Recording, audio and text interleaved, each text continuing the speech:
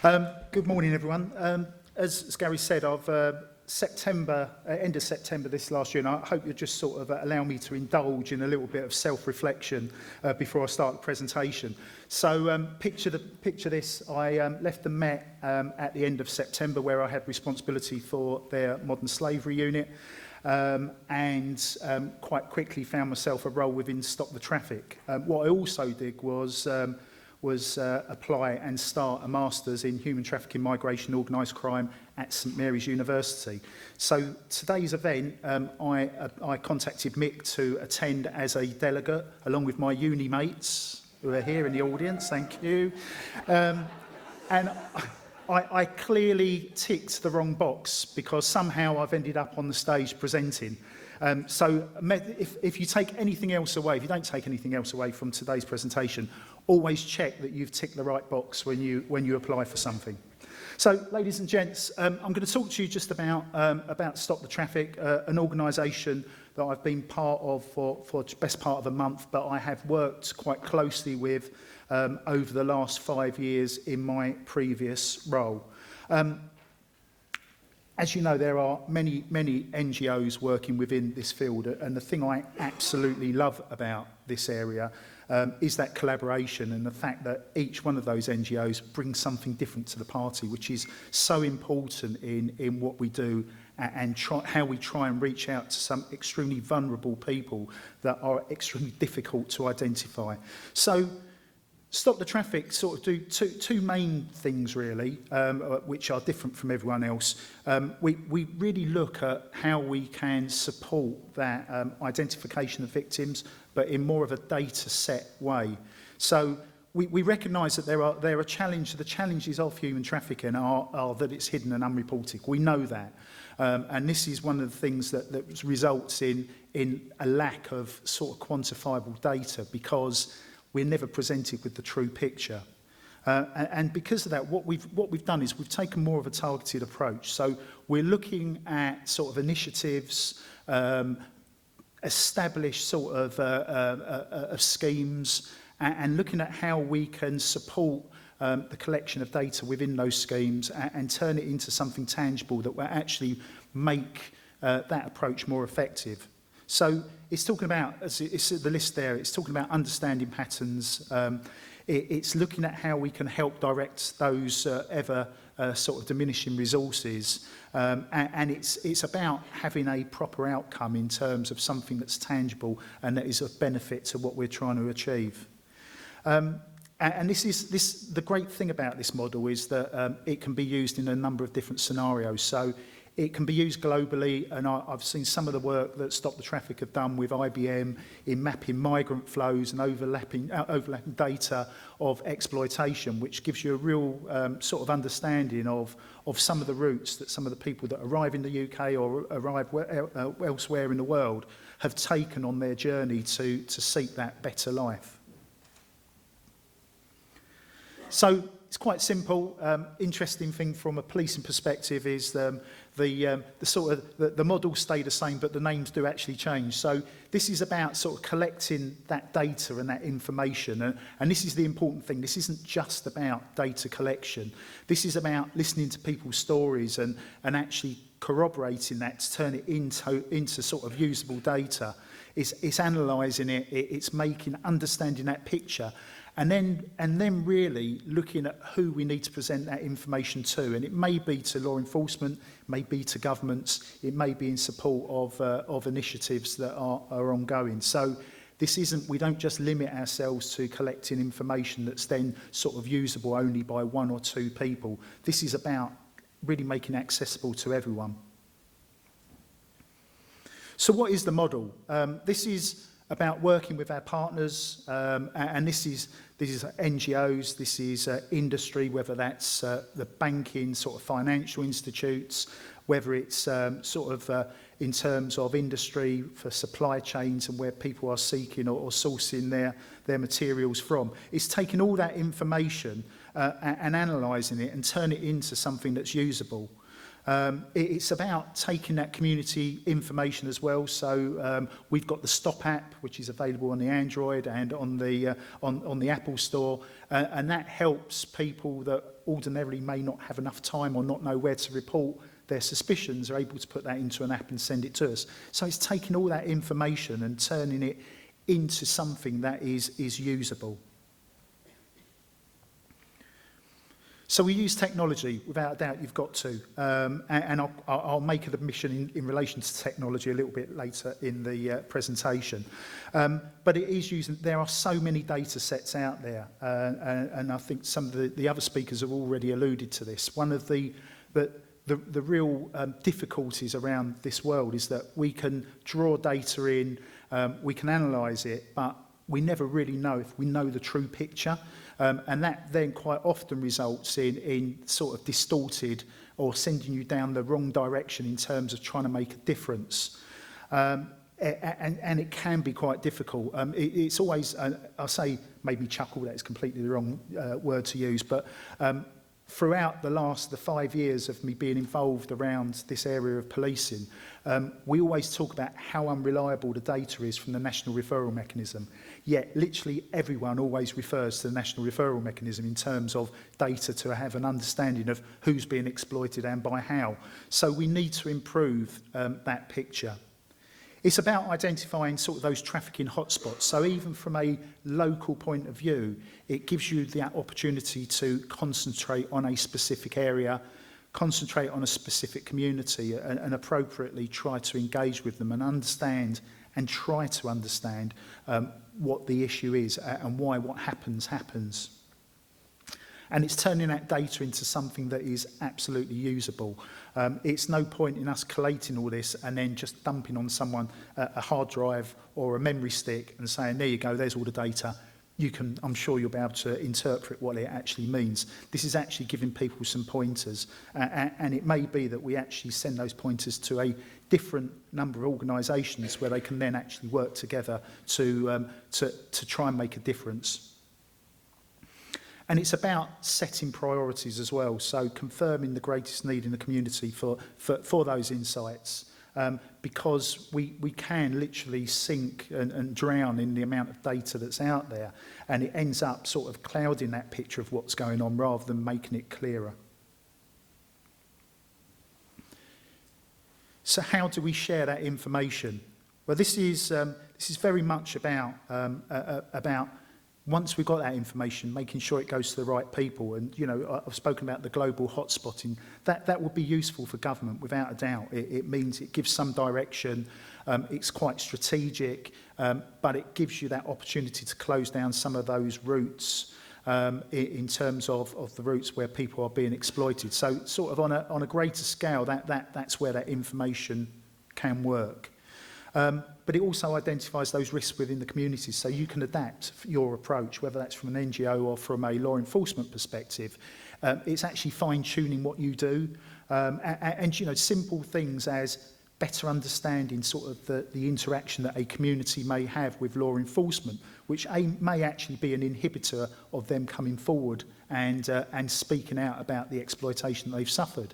By changing that, and actually maybe by bringing in an NGO or bringing in maybe a faith group that your potential victim feels more comfortable with, will actually result in a far better and effective route of safeguarding them. So it's being alive and just looking at things a little bit differently.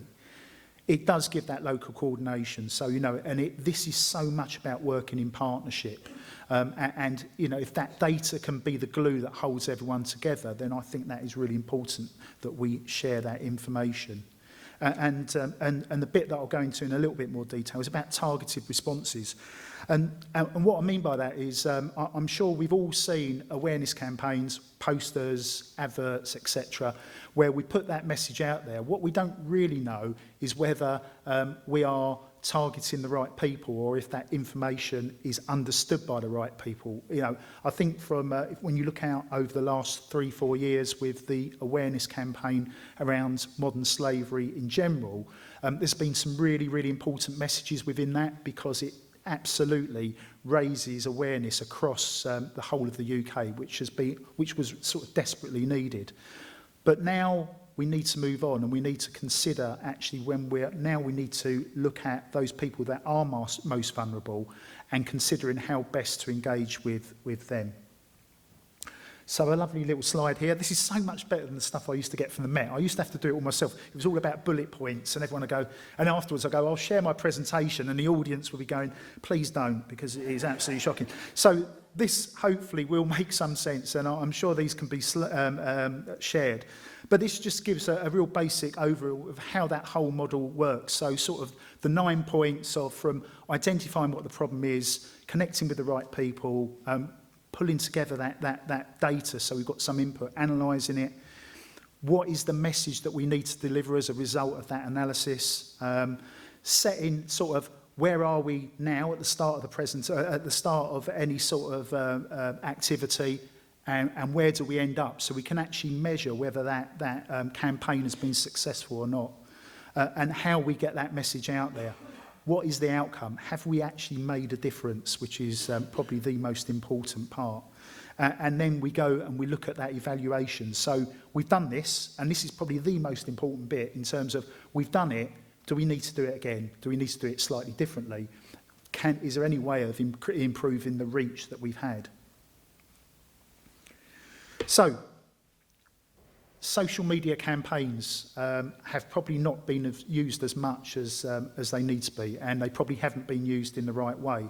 And this is just one of probably the big thing about what we do at Stop the Traffic. This is looking at the community we are trying to reach, looking at how they interact naturally, and then trying to exploit that to actually get our message out there and to reach out to the people that probably need our help, support, or the people that we need to give better knowledge to in terms of the exploitation they're facing, and actually re-hammering home that what is happening to them shouldn't be. So this is all about just sort of understanding your client base for all intents and purposes. So the reason that we've been asked to speak is because we've been very much involved in that whole awareness raising piece across the Fenlands, and this wasn't just a one-off campaign. This is, I think it's now on its third phase. So this is very much about looking at where we started, analysing it, looking at sort of the results and how we can improve it over that time. And if you look at the first, now this is the bit where I will have to make an admission. Sarah Brown, who usually does this presentation, because I'm the new boy, I've been left behind here in London whilst Neil, Sarah and Ruth have gone off to the US. One of my panics that I had on 2 nights ago when I went through the presentation was words such as impressions, reactions, percentage reach, paid and potential. I had absolutely no idea what that meant. So I will do my best. If I get it wrong, if you could just humour me and just nod, just to give me a little bit of reassurance, I'll go through this. So the campaign results are looking at, so the most important bit is that the reach to the community that we're trying to target within that first phase was 40%. So 844,000 or just over people that effectively the ad for the information landed on their news feeds. The reach was round about, so the actual target audience, we were looking at around just over 200,000 people we felt would actually benefit from this message. And we believe that of that, we actually reached about 40,000 of them. Within that, 900 reactions, so they're people that actually commented on that thing. So thumbs up, thumbs down, angry faces apparently are reactions. More importantly, 533 shared. So a very early stage, very basic way of getting that message out there. We got a reasonable reach. I'm not going to go through all these, but I think it's just important just to highlight. So the next campaign actually had a potential reach of 80%. So straight away an improvement. And just going through to the next ones, the next one, just in relation, again, looking at the Lithuanian community, introducing other sort of ways of getting that message out there showed actually they were quite successful. So 2,545 views of videos where people had actually viewed over 95% of that video. So it just shows that maybe if we're not getting that feedback through reactions, etc., actually by things such as clicking on a button to learn more about the phenomenon, people playing the video actually gives us feedback as well. So, 1,800 people clicked on the button to learn more. I think that's quite successful in its own right. And then just moving on to replicating that within Lithuania. So this isn't just about raising awareness within the Lithuanian community once they'd arrived here in the UK. This is actually about trying to prevent probably the target audience that are more than likely going to be exploited when they arrive in the UK before they leave Lithuania. And so, as part of a new part of this process, is doing an awareness raising campaign in Lithuania with the government and actually putting that message out, using what we'd learned from working with the Lithuanian community in the Fenlands, and bringing that across and using that as sort of a point of reference. So this continues to work. And the important thing is, as I said, is that it's not just about doing these presentations, doing these awareness campaigns. This is actually about evidencing how successful they've been, because there's absolutely no point in taking up everyone's time in doing this sort of thing if they're effectively ignored or they're not reaching the right people. So it is we've got to look at, going out, speaking to the communities that we've tried to target, seeing if they, first of all, have seen the awareness campaign, and two, if they've actually done anything to change their way of life or their way of thinking that may actually reduce the risk of them being victims of exploitation. I won't read all these out, but I think if you get time, then please do, because they can be really impactful. Me, as a guy that's grown up pretty much most of my adult working life as a cop, you sometimes you end up losing track of what's important to people. And I think when you have, we have the opportunity to feedback, we should take that opportunity just to read through. They give you an impression of whether what you're doing actually does make a difference, and it, more importantly, actually gives you an understanding of where a potential victim comes from, which means that you can then adjust and adapt the way that you work to ensure that you understand or show that you understand, and that sometimes makes the difference. So, ladies and gents, I hope that was of interest to you. How about that? Oh, good eye, Gary. That's not bad, is it? So, and without getting punched by Gary, I've managed to finish the presentation pretty much on time. Wonderful. Thank you very much.